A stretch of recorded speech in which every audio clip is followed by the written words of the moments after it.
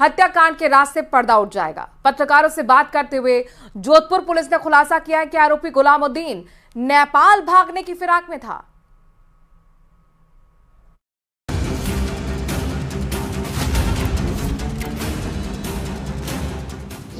अनीता हत्याकांड में अब खुलेंगे कई राज।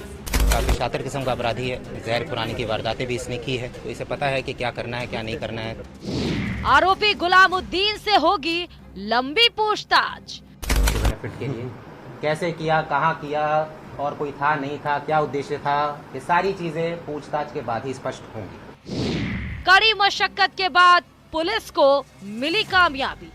सारे पहलुओं पर जांच होगी, सारे एंगल्स जितने भी हैं सब एंगल्स पे जांच की जाएगी। जोधपुर पुलिस की कड़ी मेहनत आखिरकार रंग लाई और आखिरकार 8 दिन बाद ही सही मुंबई के सेंट्रल रेलवे स्टेशन से गुलामुद्दीन को गिरफ्तार कर लिया गया। गिरफ्तारी के बाद पुलिस उसे जोधपुर लेकर पहुंची, जहां डीसीपी राजश्री वर्मा ने कई चौंकाने वाले खुलासे किए। राजश्री वर्मा की माने तो गुलामुद्दीन नेपाल भागने की फिराक में था। ये बहुत ही शातिर किस्म का अपराधी है। ये यहाँ से पहले गुजरात गया, वहाँ से फिर महाराष्ट्र गया। निरंतर हमारी टीम इसके पीछे लगी हुई थी।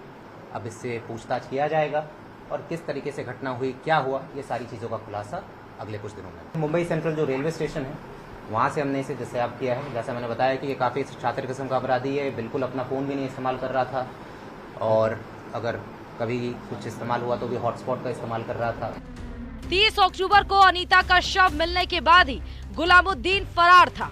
हालांकि पुलिस ने उसकी पत्नी आबिदा को पहले ही गिरफ्तार कर लिया था, लेकिन मुख्य आरोपी को पकड़ना पुलिस के लिए बड़ी चुनौती थी। गुलामुद्दीन जानता था कि अगर वो मोबाइल फोन का इस्तेमाल करेगा तो पकड़ा जाएगा। एक जगह ठहरना भी उसने मुनासिब नहीं समझा।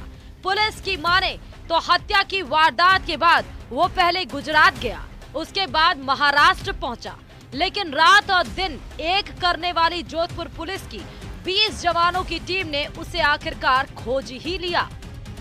करीब मेरे ख्याल से 400 से 500 सीडीआर हमने विश्लेषण किया होगा।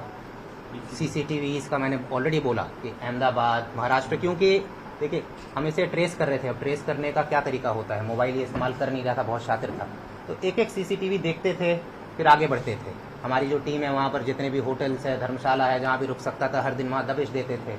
टैक्सी वालों से बात करते थे, बस स्टैंड, रेलवे स्टेशन में जाकर बात करते थे।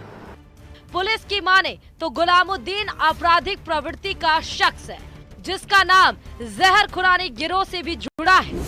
वो पहले भी कई वारदातों को अंजाम दे चुका है।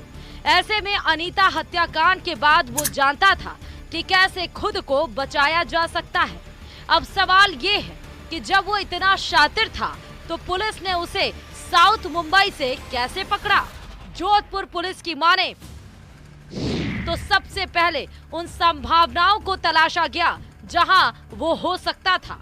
जोधपुर के आसपास के इलाकों के अलावा गुजरात में भी टीमें भेजी गई। गुलामुद्दीन फोन का इस्तेमाल नहीं कर रहा था। ऐसे में पुलिस ने कई टेक्निकल टूल का इस्तेमाल किया।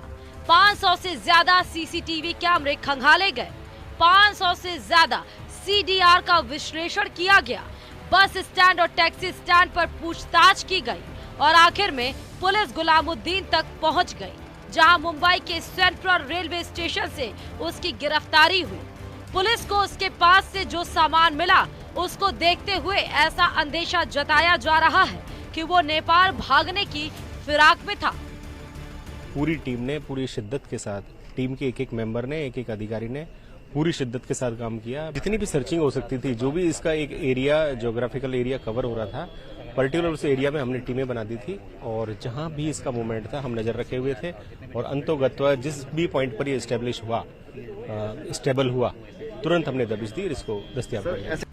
अनीता हत्याकांड का मुख्य आरोपी पुलिस के हत्थे चढ़ चुका है और पुलिस का दावा है कि वो हर एंगल से इस मामले की जांच करेगी और उम्मीद है कि आने वाले दिनों में इस हत्याकांड के राज से जैसे ही पर्दा उठेगा, कुछ और चेहरे बेनकाब होंगे। कहीं ना कहीं ये पुलिस की बड़ी कामयाबी है। इसकी गिरफ्तारी के बाद अब इस मामले में कई और गिरफ्तारियां होने की भी संभावना जताई जा रही है। कैमरामैन समीर खान के साथ चंद्रशेखर व्यास, न्यूज़ 18 राजस्थान, जोधपुर।